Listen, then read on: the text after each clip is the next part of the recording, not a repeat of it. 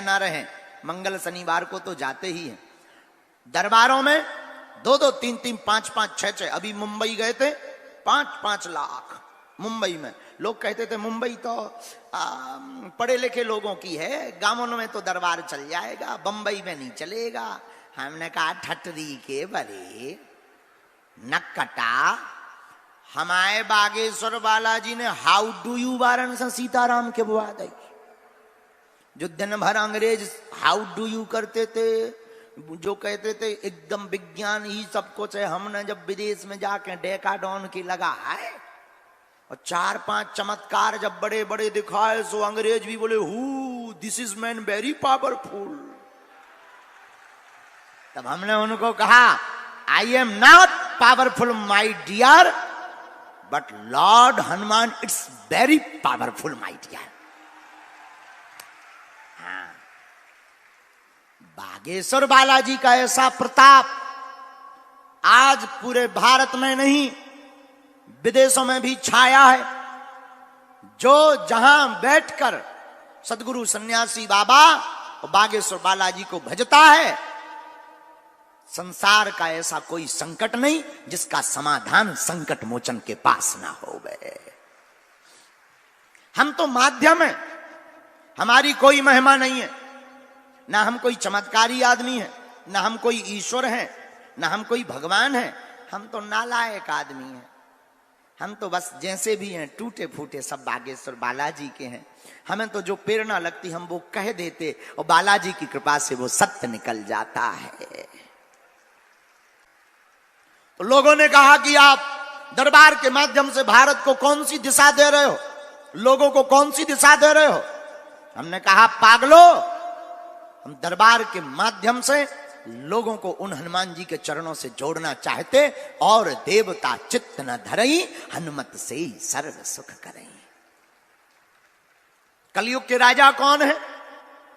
कौन है? हनुमान जी है। और हम लोग भटकते दर बदर। इतने विचित्र हैं तुम लोग, इतने बदमाश हो। तुमको ऐसा भगवान चाहिए मुंह में नारियल डालें, हाथ में फोड़ के निकाल दे। बहुत बदमाश। हर 15 दिन में तो तुम अपना गुरु बदल देते हो, हर 15 दिन में दरबार बदल दे हैं। आजकल ये यूट्यूब पे ज्यादा चल रहा है, ये बाबा फूंक लगाते हैं आदमी उड़ जाता है। हम किसी बाबाओं के विरोधी नहीं हैं, क्योंकि हम तो बाबा नहीं हो, महात्माओं के विरोधी हो ही नहीं सकते। हम तो उनके चरणों के दास हैं। हम तुम लोगों के विरोधी हैं कि कब तक आखिर तुम भटकोगे, कब तक तुम धक्के खाओगे, कब तक तुम अपना माथा रगड़ोगे, कितनी जगह तुम भगवान बनाओगे, कितने दरबारों में तुम जाओगे। आखिर तुम कब तक अपना आर्थिक और शारीरिक और समय का शोषण करवाओगे।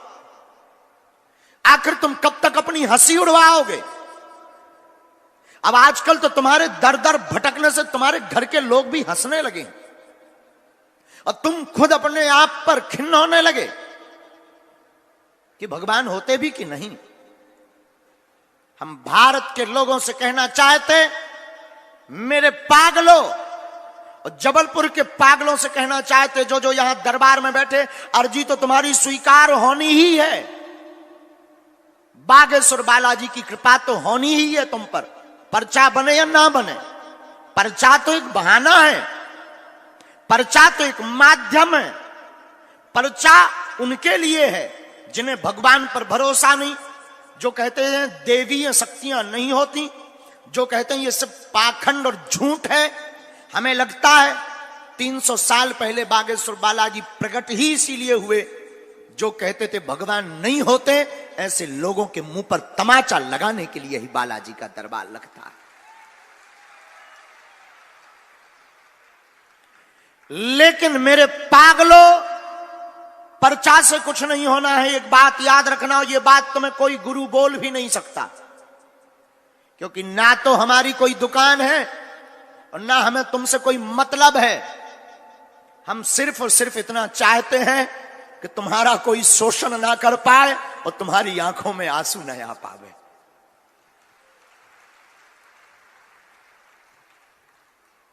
हम चाहते हैं कि तुमको चमत्कार के नाम पर दर दर ना भटकना पड़े।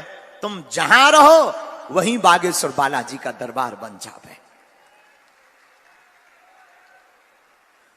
जबलपुर के पागलों, जो यहां बैठे हैं, आज के दरबार में एक बात कान में सुनकर जाना और दिल में रख कर ले जाना।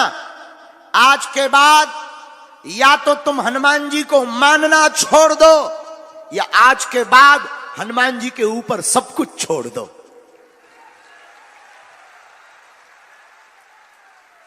आज के बाद अभी से या तो तुम गुरु को मानना छोड़ देना, या आज के बाद गुरु के ऊपर सब कुछ छोड़ देना।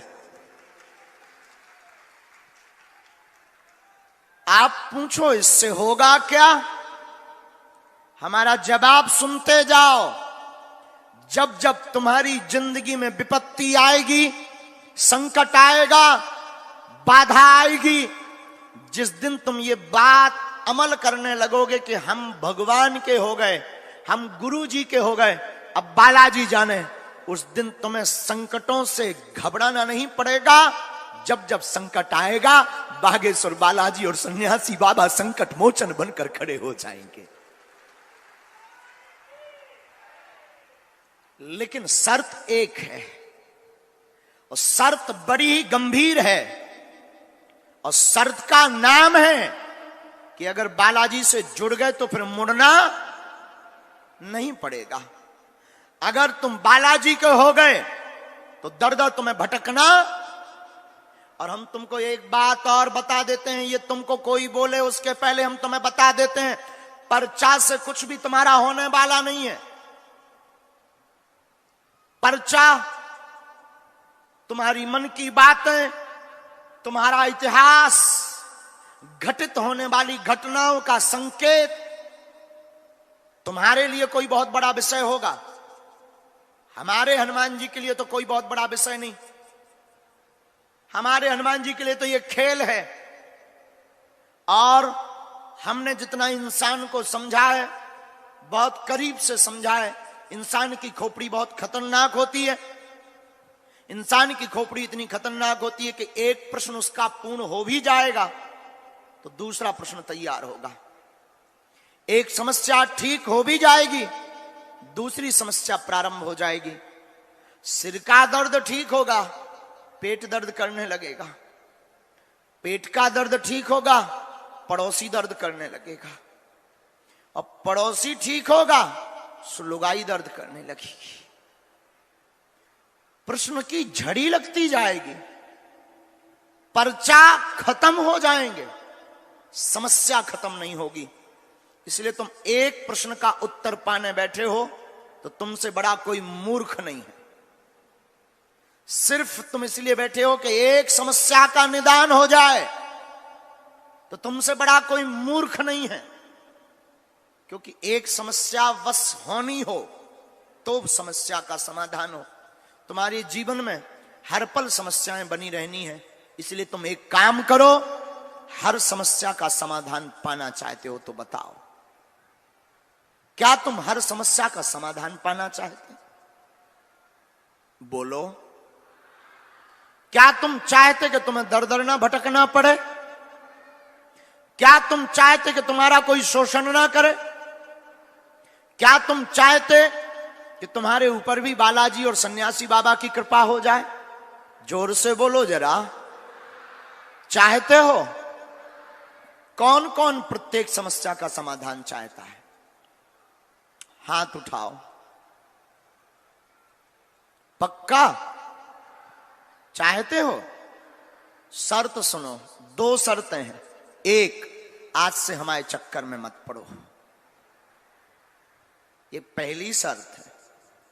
दूसरी शर्त, उठ जाओ, कभी चले जाना बागेश्वर धाम, हाथ में नारियल लेकर, जिनसे हमने कृपा पाई है, जो स्वयंभू बालाजी हैं, जिन सन्यासी बाबा की दया से हम ललकारते हैं विरोधियों को, धर्म विरोधियों को, तुम भी धाम चले जाना हाथ में नारियल लेकर के, और कह देना जाकर खड़े होकर अपने अतीत को याद करके कि बस बहुत हो गया, बहुत धक्के सह लिए, आज से तुम हमारे हो गए और हम तुम्हारे हो गए।